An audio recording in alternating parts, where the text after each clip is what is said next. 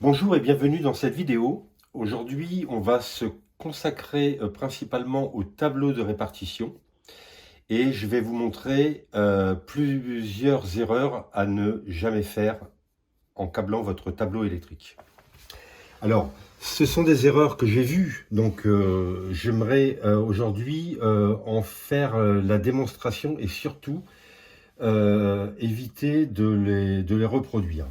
Alors ici, on est face à un tableau de répartition sur 3 rangées. Alors, on a donc l'interdifférentiel, le premier interdifférentiel de type A, le deuxième interdifférentiel de type AC et le troisième interdifférentiel de type AC.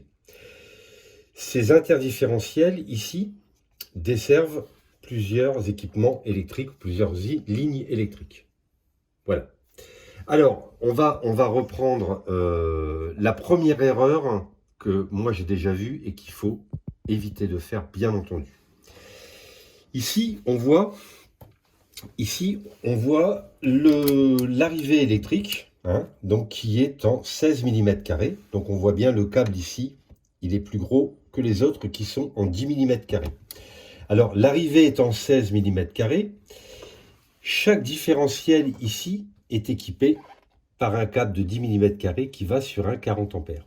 Donc ici, on a un premier fil qui va sur celui-ci, le deuxième qui va alimenter le deuxième interdifférentiel et le troisième qui va sur le troisième interdifférentiel.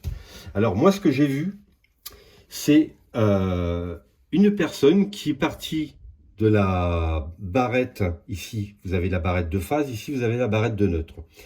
La personne est arrivée à alimenter l'interdifférentiel qui est ici, là, sur les bornes d'entrée. Et ici, vous avez les bornes de sortie, ici, pour alimenter les barrettes phase et neutre. La personne était partie donc, de ces deux barrettes pour aller alimenter le différentiel qui était là, et se reprendre ici pour aller alimenter le différentiel qui se trouve en haut. Donc, qu'est-ce qui se passe si on regarde bien concrètement? Donc, en fait, le courant arrive ici, ressort ici, par le premier différentiel.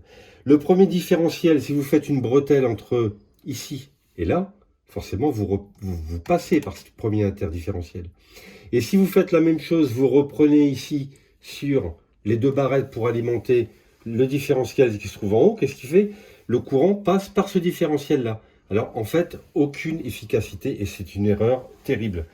Donc ça, je l'ai vu à éviter. Donc, chaque différentiel doit partir de la grille de répartition. On part à chaque fois avec un câble de la grille de répartition pour aller alimenter chaque interdifférentiel. Voilà, donc là, c'est la première erreur.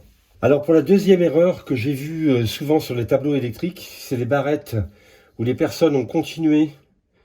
Donc, ils ont laissé la barrette dans sa continuité, on va dire, et sans mettre de capuchon. Alors ça, c'est hyper dangereux, parce qu'il faut penser à l'intervenant qui va arriver derrière. Et là, il faut penser que ici, là, vous avez du 230 volts. Donc la personne qui ouvre le tableau a les mains directement sur des pièces nues sous tension. Donc surtout, lorsque vous laissez les barrettes dans leur continuité, vous n'oubliez pas de mettre les bouchons. Généralement, quand vous achetez les barrettes, il y a toujours les bouchons qui sont livrés avec. Donc n'hésitez pas à, ça c'est vraiment un conseil que je vous donne, c'est penser toujours à mettre les capuchons et ne jamais laisser les pièces nues. Ou alors, si vous êtes sûr du raccordement de votre tableau électrique et vous êtes persuadé qu'il ne va pas évoluer, dans ce cas-là, je vous conseille, c'est de couper directement les barrettes à leur continuité et mettre un petit bout de scotch pour pas qu'on voit le cuivre nu. Donc voilà pour la deuxième erreur.